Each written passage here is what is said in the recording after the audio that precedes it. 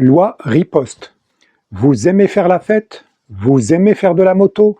Pire encore, vous aimez faire la fête sur une moto. Alors attention, voilà ce qui change. Le 21 juillet 2026, le Parlement a définitivement adopté la loi riposte sans E. Parmi ces mesures, un durcissement massif des sanctions contre les rodéos urbains et les free parties. En préalable, qu'est-ce qu'un rodéo urbain exactement? La loi du 3 août 2018 le définit précisément. C'est le fait d'adopter avec un véhicule terrestre à moteur une conduite répétant de façon intentionnelle des manœuvres violant des obligations de sécurité ou de prudence. Roue arrière, dérapage, accélération brutale sur la voie publique. Le point que beaucoup ignorent, aucune course, aucune compétition n'est nécessaire. Et surtout, aucun accident n'est requis. La simple mise en danger répétée et intentionnelle suffit à caractériser le délit. Même seul, même sans le moindre dégât matériel ou corporel. Revenons à la loi riposte. Qu'est-ce qui change? Pour le rodéo urbain, avant 1 an de prison et 15 000 € d'amende. Après, jusqu'à 3 ans de prison et 75 000 € pour l'organisateur. Pour la free party, avant une simple contravention et éventuellement 1 500 € maximum. Après, un délit jusqu'à 2 ans de prison et 30 000 € d'amende pour l'organisateur. Et désormais, un délit aussi pour le simple participant. Une comparaison qui interroge et qui prend ici tout son sens. Griller un feu rouge sans accident et donc mise en danger d'autrui, comme dans le cas du rodéo, c'est simplement 135 € d'amende, aucune prison. Tuer un piéton par négligence au volant, jusqu'à 5 ans de prison et 75 000 € d'amende.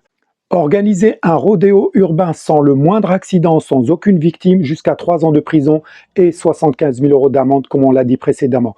Autrement dit, l'amende maximale encourue pour une mise en danger sans aucune conséquence matérielle ou corporelle est désormais identique à celle encourue pour avoir réellement tué quelqu'un par négligence. En résumé, vous tuez quelqu'un en voiture, cela vous coûte moins cher en amende, voire même en prison, que de faire un rodéo pour vous amuser, sans avoir commis aucun dégât et surtout sans avoir tué personne. Et si vous avez un bon avocat, vous pouvez même éviter la prison. Une chance que n'auront sans doute pas les gamins des quartiers populaires, explicitement visés par cette nouvelle loi. Ce que répondent les deux camps.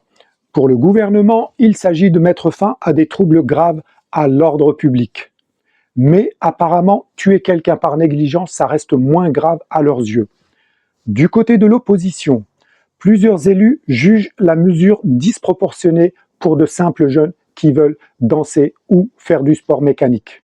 Et pendant ce temps, la délinquance en col blanc, fraude fiscale, blanchiment, abus de biens sociaux, corruption, près de 410 000 faits recensés en France en 2018, en hausse de 20% depuis 2013.